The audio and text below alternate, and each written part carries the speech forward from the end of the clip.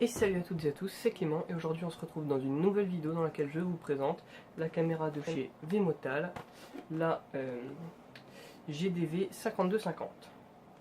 Alors c'est une petite caméra tout à fait abordable à 50 € et bah aujourd'hui je vais en faire le test et je vais vous dire ce qu'elle a dans le ventre. Allez, c'est parti. Ok, donc c'est parti. Ça se présente, le colis quand on le reçoit il se présente dans une petite boîte carton. Avec une belle photo de la caméra qui nous dit 5 mégapixels, alors Kodo s'écrit 12 10 8 5 3 méga VGA. Donc on va bien voir ce que ça vaut. Ensuite, quand on ouvre le paquet, donc on a la caméra, une petite housse, le câble et bien évidemment la batterie. Faut savoir que la carte micro SD, enfin la carte SD n'est pas comprise. Et une petite lettre de remerciement et un user manual. Bon, alors on sait tous que ça on s'en moque. Ça on verra après. D'accord, donc je sais pas si vous verrez, mais on voit des petites protections d'écran ici. Enfin une petite protection d'objectif. Il y a la même sur l'écran, parfait. La connectique. L'emplacement pour la carte SD et l'emplacement pour la batterie, j'imagine. Le pas de vis pour, je dirais que c'est un 4 pouces 1 tiers pour mettre un trépied comme celui que j'ai là.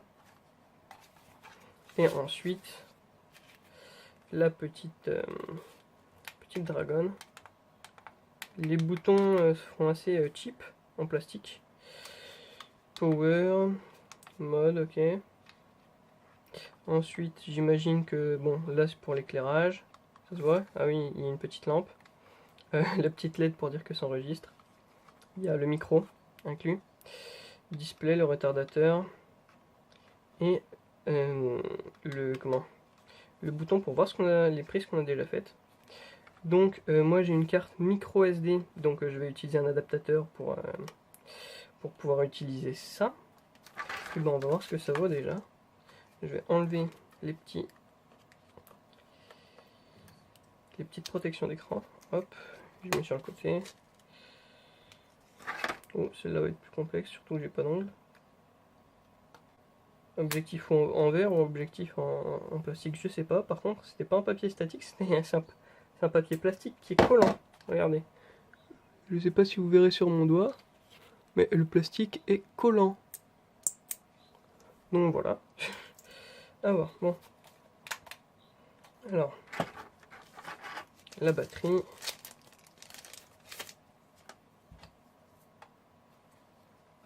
Ok, donc il y a un petit clic pour empêcher que la batterie saute. Voilà, nickel. Alors, ok, donc Vemotal. Bon, je vais faire les réglages. Je reviens vers vous plus tard. A tout de suite. Et les amis, donc il n'y a pas de réglage à faire en fait. Donc on peut pas régler l'exposition ou pas. Donc vous verrez ici.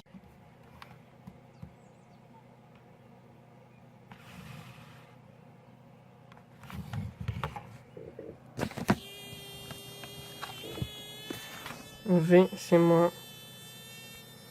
Avec des lunettes de soleil qui sont pas moi.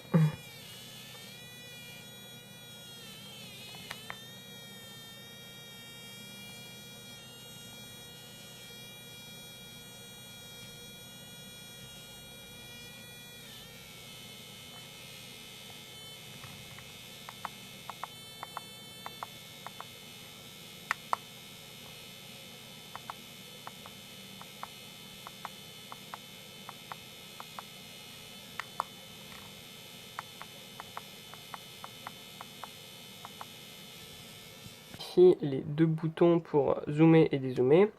Le bouton pour lancer le record. Ensuite le bouton, donc comme je vous l'ai dit, pour aller dans les images déjà capturées. Le bouton pour la lampe. Le bouton pour le retardateur, sachant qu'il y a un mode vidéo comme vous pouvez le voir. Un mode vidéo comme vous pouvez le voir ici. Un mode photo. Et un mode micro. Voilà, voilà. Bon, très bien, maintenant j'ai mis une carte, enfin ma carte dedans. Donc on va voir, je vais passer sur cette caméra là, et puis bah on va voir la différence de qualité de vidéo qu'il y a. A tout de suite. Et salut à toutes et à tous, c'est Clément, et je filme à présent avec la caméra vidéo V-Motal. Donc au montage je vais voir la qualité vidéo que la caméra est là. Vous la verrez en même temps que moi. Me revoilà donc pour la troisième et dernière partie de cette vidéo où je vais vous dire ce que je pense de cette petite caméra à une cinquantaine d'euros. Donc c'est une petite caméra portative qui est très bien pour des petits trucs, des petits événements, filmer la communion de son petit-fils, etc., etc. Par contre, c'est pas un produit que je recommande si vous avez des vraies productions vidéo à produire. On va pas se mentir, vous l'avez vu, c'est la qualité maximale. J'étais posé sur un trépied, donc il n'y avait pas besoin de stabilisation.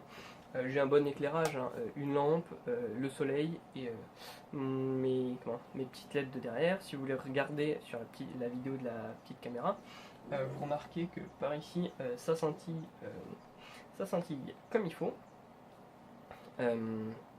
C'est pas un mauvais produit, de loin pas. C'est un bon rapport qualité-prix, je pense. Et si vous commencez sur YouTube, c'est l'un des meilleurs produits que je peux vous recommander. Vous pouvez filmer avec un smartphone, ça fait de très belles images, à condition d'avoir l'éclairage nécessaire. Vous pouvez filmer avec ça, ça fait bien le taf.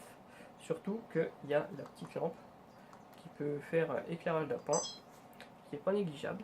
Vous avez aussi la possibilité d'avoir le retour vidéo, ce qui n'est pas négligeable non plus, surtout quand on n'a pas l'habitude de parler face à une caméra et que on a tendance à regarder plus à l'extérieur ou plus le retour vidéo que l'objectif principal. Voilà, j'espère que cette vidéo vous aura plu, que la présentation de produits vous aura plu également. Je vous invite à partager la vidéo et à la commenter. Et n'oubliez pas que bientôt sur la chaîne, je reviendrai avec un nouveau produit à vous présenter. Salut!